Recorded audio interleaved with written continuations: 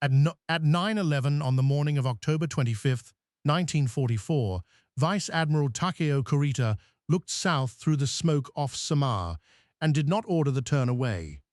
In the history we know, that was the moment the Battle of Leyte Gulf ended, the moment the largest surface force Japan would ever again put to sea broke contact and withdrew, leaving the American invasion beaches intact behind it. Kurita later cited fuel, fragmentary radio intercepts, and his belief that he was engaging fast fleet carriers rather than escort carriers. But the decision was never inevitable. It was a judgment made by an exhausted man on the bridge of a battleship whose sister had gone down the day before, and judgments can go the other way. In this alternate timeline exploration, we examine what could have happened and why the real history unfolded differently. The road to that morning was already a catalogue of disasters. Shogo 1, the plan approved by Combined Fleet Headquarters, committed nearly the entire remaining Japanese surface fleet to a single objective: break up the American landing at Leyte, using Ozawa's stripped carriers as bait to draw Admiral William Halsey's Third Fleet north and away from San Bernardino Strait. Kurita sortied from Brunei on October 22nd. In the Palawan Passage on the 23rd, the submarines Data and Dace sank the heavy cruisers Atago and Maya and crippled Takao. Kurita transferred his flag to Yamato. On the 24th, in the Sibuyan Sea, carrier aircraft found Musashi and battered her under with an estimated 19 torpedo and 17 bomb hits. That night, in Surigao Strait, Rear Admiral Jesse Oldendorf's battle line crossed Nishimura's T and annihilated the southern force. And yet the bait worked. Halsey took the fast carriers and the battleships of Task Force 34 North after Ozawa. San Bernardino Strait was left unguarded, and at dawn Kurita came through it into open water east of Samar with 4 battleships: Yamato, Nagato, Kongo, Haruna, 6 heavy cruisers, 2 light cruisers, and 11 destroyers. What stood in front of him was Task Unit 77 Fort Forth 3, Rear Admiral Clifton Sprague's Taffy 3, 6 escort carriers, 3 destroyers, 4 destroyer escorts. Nothing else. In our timeline, Kurita never fully understood that. In this one, he does. He reads the slow, boxy silhouettes correctly as auxiliaries, notes that the shell fire coming back at him is 5-inch, and holds his southerly course. The signal to withdraw is never sent. What follows is not a battle so much as a subtraction. Taffy 3's screen does exactly what it did in reality, turns into the guns and attacks. The destroyer Johnston, under Commander Ernest E. Evans, closes to torpedo range against a heavy cruiser and keeps fighting after she is wrecked. Evans receives a posthumous Medal of Honor. Hole and the destroyer escort Samuel B. Roberts are sunk. The escort carrier Gambia Bay is caught by gunfire and goes down. The aircraft of Taffy 3 and Taffy 2, many of them armed with depth charges or nothing at all, make run after run because the alternative is to watch. They extract a real price. Torpedo attacks and airstrikes sink the heavy cruisers Chokai, Chikuma, and Suzuya during the running fight. Yamato herself is forced to turn north early in the action to comb a torpedo spread, taking the most powerful ship in the world temporarily out of her own battle. Kurita's cruiser squadron is being dismantled around him. But the difference is one of persistence. The screen has torpedoes for 1 attack, not 3. The aircraft have to fly back to escort carriers that are running for their lives, and the ordnance on those small flight decks is finite. By late morning, the counterattack is spent, and the battleships, slower to damage, indifferent to 5-inch fire, are through. Ahead of them, the sea opens toward Leyte Gulf, and the same morning, off Taffy 1 to the south, the first organized kamikaze attacks of the war are hitting escort carriers and sinking St. Lo. The American command is absorbing 2 unprecedented things at once.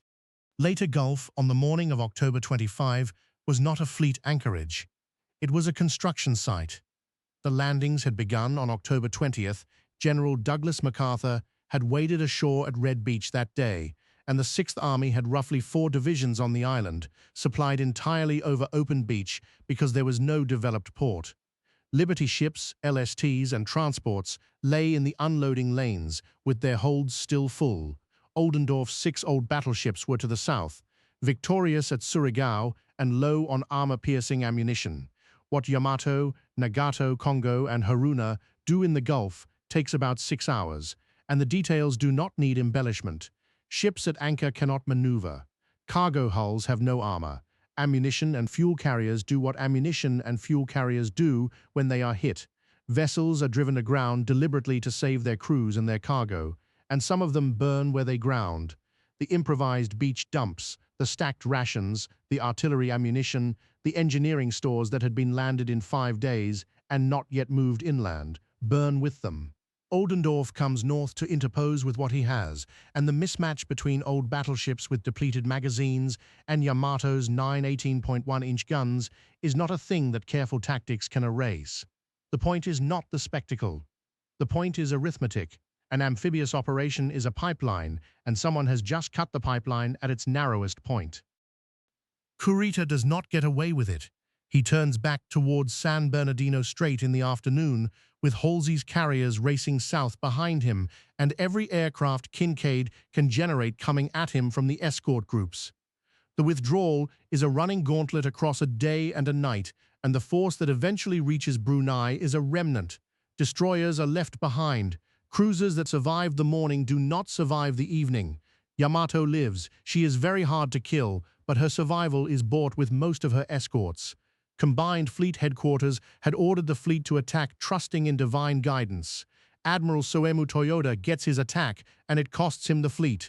After October 1944, the Imperial Japanese Navy is not a strategic instrument in either timeline. The difference is only what it purchased on the way down, and nothing here changes the larger equation. By late 1944, the industrial disparity between the two combatants is absolute. American shipyards are launching replacement tonnage faster than Japan can sink it. Kurita has not won anything. He has bought time, and time is expensive to buy and cheap to spend. The consequences arrive on land, and they arrive slowly, which is what makes them serious. Walter Kruger's Sixth Army is not destroyed. It is not even seriously attacked in the days after the Gulf. It simply stops being able to do the thing an army does, which is move.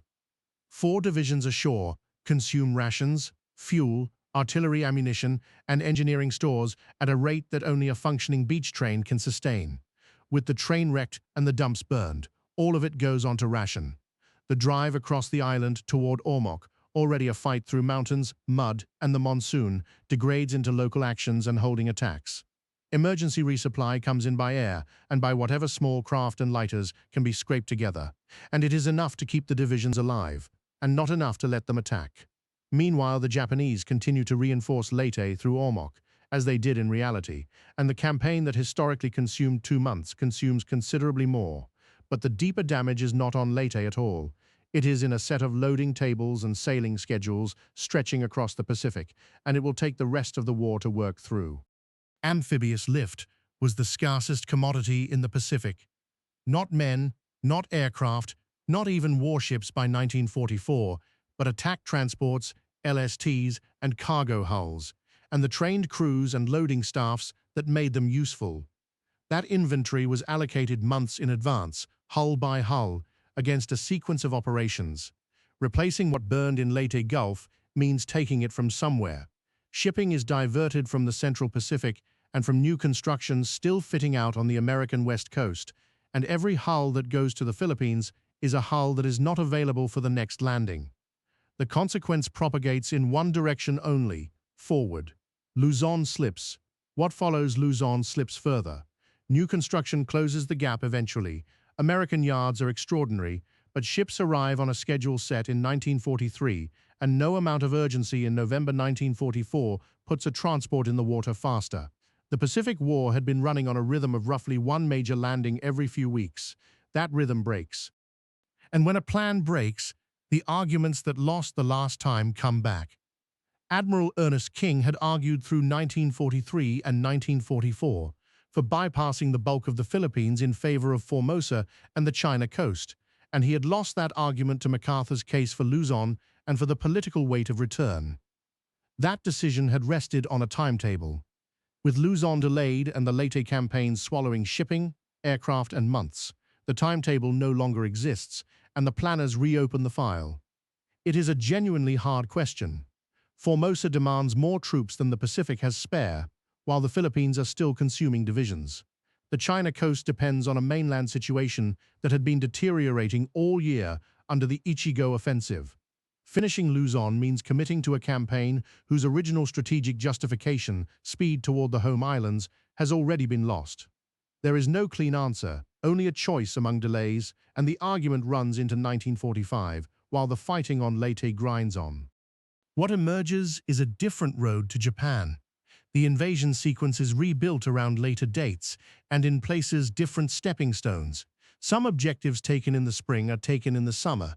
Some are not taken at all, and because the amphibious road is slower, the other roads carry more of the weight. The submarine campaign, already strangling Japanese shipping, becomes the primary instrument rather than a supporting one. Strategic bombing from the Marianas, which needed no beachhead in the Philippines, proceeds on its own schedule and grows in relative importance. The blockade does more of the work simply because the landings can do less of it. None of this saves Japan. That is the thing to hold on to.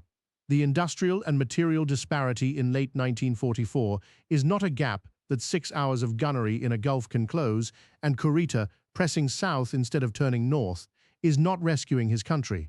He is changing the shape of its defeat and the calendar on which it arrives, and in a war whose final act turned on what weapons existed by which month, the calendar was not a small thing. Which returns us to 0911 and to a man on a bridge with bad information and no sleep. Kurita turned away in our timeline, and history has been arguing with him ever since, calling it caution, or exhaustion, or a failure of nerve, or the only sane reading of a situation he could not see clearly. What the alternative suggests is something less satisfying than either verdict. He could have reached the Anchorage, he could have destroyed what was in it, and the war would still have ended in 1945, somewhere on terms Japan could not alter. The decision that has been argued about for 80 years may have been the most consequential moment of the battle, and at the same time, one that changed the outcome of nothing at all.